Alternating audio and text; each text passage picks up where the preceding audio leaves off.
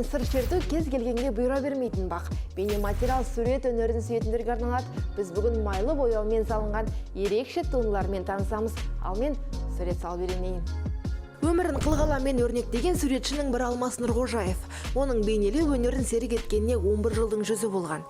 Ерекше дарынымен дараланған өнер иесіне бұл талант әкесінен дараған екен. Енді кішкентай кезімнен мені әкем осы өнерге баптады. Өйткені ол кісінің өзі де осы өнер саласында жұмыс істеген болатын кезінде. Сол себепті сол әкемнен дарыған шығар көп бір нелері бір. Қабілеттерім сонда әкеме тартқан болу керек. Негізі менің академия бітіргеніме биыл мысалы 10 жыл болды. Былайша айтқанда мен кәсіби тұрғыда 10 жыл айналысып келе жатырмын осы салада. Расында суреттің өзі өмір. Мұндағы туындыларды көргеннен кейін өткен күн мен қазіргі сәтті табиғат пен адамзаттың арасындағы үндестікті де байқайсыз.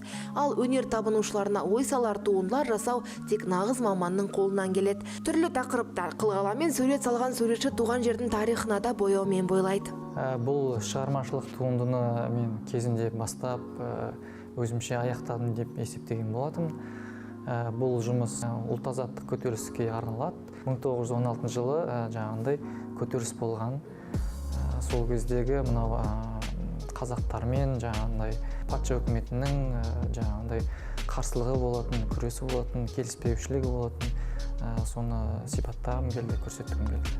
Бейнелеу әсем болса да күрделі талғампаздықты қажет ететін өнер. Ал суретшінің қиялы жүйрік, ойы ұшқыр, өте сезімтал болады. Жан дүниесін ақ параққа ақтаратын жандардың көпшілігі шығармашылығы мен қаражат табудан қиналады, алайда тынбай еңбек етуден жалықпаймыз дейді суретші. Әр алуан тақырыптарға жұмыс істеймін, бірақ көбінесе кезінде осыдан бір 5 жыл бұрын дәстүрлі тақырыптарға жұмыс істейтін, тарихи тақырыптарға жұмыс істейтін. Енді қазір кішкене заманауи тақырыптарға қызыға бастадым. Осы кейінгі 5 жылда заманауи бір өмірдің тіршілігін, заманауи бір жаңағындай кескіндемелік тәсілдерді пайдалана бастадым. Сондықтан енді